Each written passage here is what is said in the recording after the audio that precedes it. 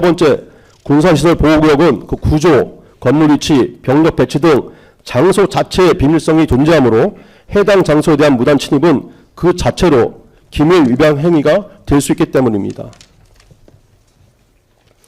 군사기지법 제9조 제1항 1호 및 24조 6항 제1호에서는 군사시설 보호구역에 주둔지 부대장의 허가 없이 출입하는 행위는 형사처벌되도록 규정하고 있습니다.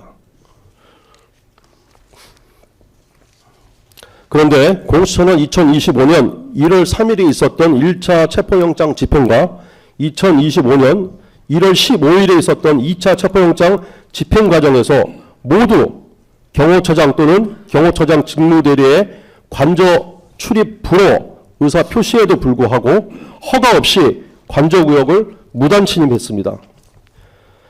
기 제출한 증가 277호증 2025 고합 1010 사건에서의 김성훈 당시 대통령 경호차장과 박종준 경호처장의 증인신문 내용을 보면 모두 이러한 사항을 입증하고 있습니다. 김성훈 경호차장은 공수처 영장의 위법한지 여부에 대한 판단을 떠나서 당시 경호처장의 승인을 받지 않고 출입 절차도 거치지 않은 공수처의 관저 침입은 무단 침입이고, 김성훈 경호차장은 경호 업무 매뉴얼에 따라 무단 침입에 대해 조치하였을 뿐이라는 입장은 지금도 변함이 없다고 법정에서 증언한 바 있습니다. 박종준 경호처장 역시 공수처가 경호처장의 승낙 없이 정문을 훼손하고 강제적으로 진입하였다는 점에 대해서 입증하고 있습니다. 증언하고 있습니다. 그렇다면 당시 관저구역의 출입 허가권자인 경호처장 또는 경호처장의 직무대리의 허가를 받지 않고 관저에 진입한 공처 인원들은 모두 형사소송법 110조와 군사기지법을 위반한 것으로 너무나 당연하고 명백합니다. 그 다음으로 공수처의 1차, 2차 체포영장, 수색영장 집행 당시 영장에 기재되지도 않은 장소에서 영장을 집행한 위법이 있다는 점에 대해서 진술하겠습니다. 공수처 송부기록 순거순번 926번, 그 다음에 1187번을 보면 1차, 2차 수색영장에 기재된 수색 장소는 화면 위에 나와 있듯이 1번으로 표시된 내용입니다. 바로 서울 용산구 한남대로 128에 24로 기재되어 있습니다. 이는 체포영장도 동일하게 기재되어 있습니다. 이와 같이 수색영장에 명백하게 특정된 장소 외의 지역에서의 수색은 원칙적으로 수색영장의 범위를 벗어난 위법한 수색이고, 이는 헌법이 보장하는 영장주의의 정면으로 위배되는 것입니다. 수사기관이 위 명시된 장소 이외의 공간을 수색하거나 장소를 벗어난 집행을 하는 경우에는 해당 수색은 절차상 중대한 하자를 가진 것이므로 그로 인해 확보된 증거는 모두 위법수직 증거로서 증거 능력이 부정됩니다. 위 수색영장에 기재된 수색할 장소는 대법원 판례가 일관되게 밝히고 있는 바와 같이 엄격하게 해석하여야 합니다. 이에 대한 대법원 판결, 참조 판결은 2009년 3월 11일 선고, 2008 도 763 판결 등이 있습니다. 그러나 제출한 증가 276번, 화면에 보면 밑에 있는 사진입니다. 276번의 관저 지도를 살펴보면 영장에 기재된 장소는 빨간색으로 표시된 오리 모양의 구역이 바로 영장에 장소로 표시된 지역입니다. 그런데 실제로 공수처가 영장을 집행하면서 수색한 장소는 전혀 다른 제1정문에서부터 제1정문 및 제1정문에서부터 영장에 기재된 장소로 이동하는 구간이었습니다. 이 구역은 모두 군사시설 보호구역이자 경호구역, 국가보안시설 가급인 지역임은 너무나 당연하고 명백합니다. 1차, 2차 영장 집행 모두 공수처와 경찰은 영장에 기재되지도 않은 서울 용산구 한남동 726-80 관저구역 제1정문 구역에서부터 문을 송계하고 유병소 등의 시설물 등을 송계한 후에 영장 집행을 강행했던 것입니다.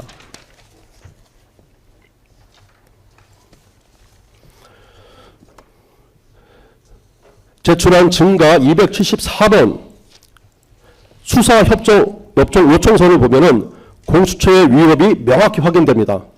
해당 공문은 2025년 1월 3일에 1차 체포영장 집행을 앞두고 공수처가 경호처에 보낸 공문입니다. 공수처는 경호처뿐만 아니라 국방부 56사단에게도 동일한 공문을 동시에 발송을 했습니다. 공문의 내용을 살펴보면 화면에서 오른쪽입니다. 공문의 내용을 살펴보면 맨 위에 노란색으로 표시된 내용의 제목을 볼 수가 있는데 수사 협조 요청 가로열고 보호구역 출입 허가 요망이라고 기재되어 있습니다. 요청이라고 되어 있습니다. 즉 군사시설, 군사기지 보호구역에 대한 출입을 허가해달라는 공문입니다.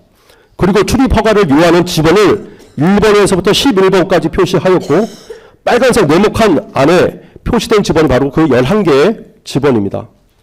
보호구역으로 1번으로 기재된 지역은 바로 수색영장에 기재된 수색 장소입니다.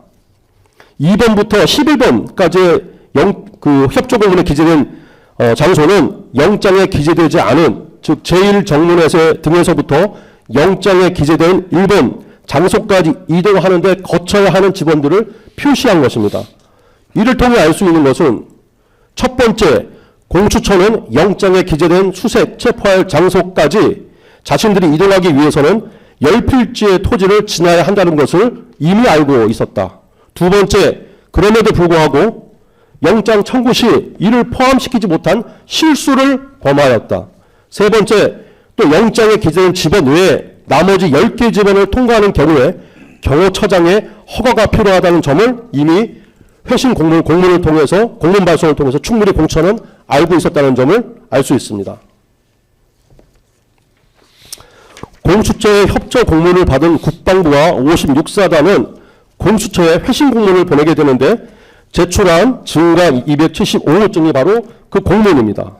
공문의 내용을 살펴보면 56사단 3697부대라고 써 있는 것이 바로 56사단입니다.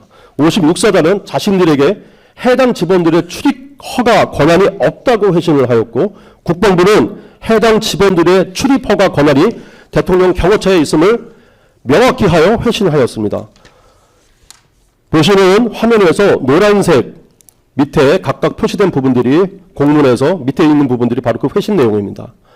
이를 통해서 알 수 있는 것은 네 번째로 이러한 회신을 받은 공수처는 1차 체포영장 집행 전에 이미 해당 지역의 출입 승인 권한이 대통령 경호처에 있음을 알고 있었다는 것을 확인할 수 있습니다.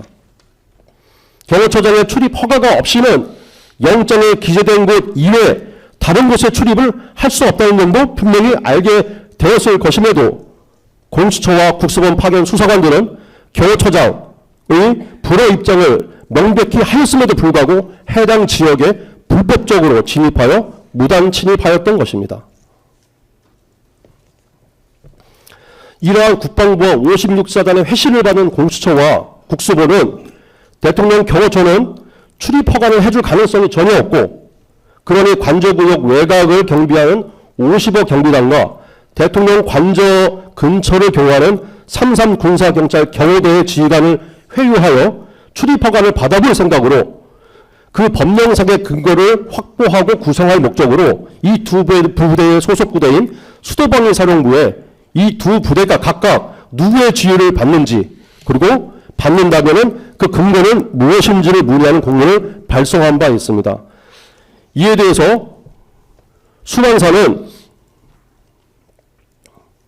55 경비단은 수경사, 수방사의 이전 명칭입니다. 수방사 작전명령 제7호에 의해서 그 다음에 33 군사경찰 경호대는 수경사 작전지시 제80-8호에 의해 경호처의 지휘를 받는 것이 맞고 그 관계는 배속 관계임이 명확하다고 회신한 바 있습니다. 인사 권한도 모두 경호처에 있음을 확인해 준 바 있습니다. 즉 평정권자가 경호처라는 것입니다.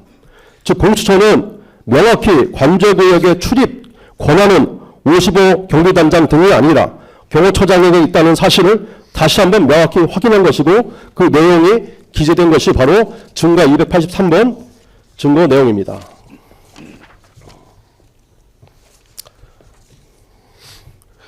종합적으로 살펴보면 다음 그림과 같습니다.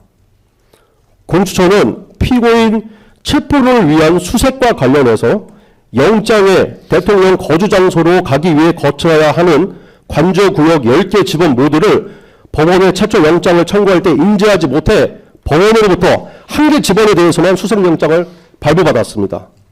그러자 나머지 10개 지번에 대한 경호처와 국방부 55 경비단의 상급부대라고 생각한 56사들의 각각 출입 허가에 대한 협조 공문을 보냈던 것입니다. 공문에 대한 회신을 받고 해당 지역을 출입하기 위해서는 경호처장의 출입 허가가 있어야함을 사전에 명확히 인지하고 확인하였습니다. 그럼에도 1차, 2차 영장 집행 당시에 경호처장이 출입을 불허한다는 의사를 명백히 표명하였음에도 불법적으로 군사기지 보호구역 및 경호구역, 국가보안시설 가급인 지역에 무단으로 침입하였던 것입니다.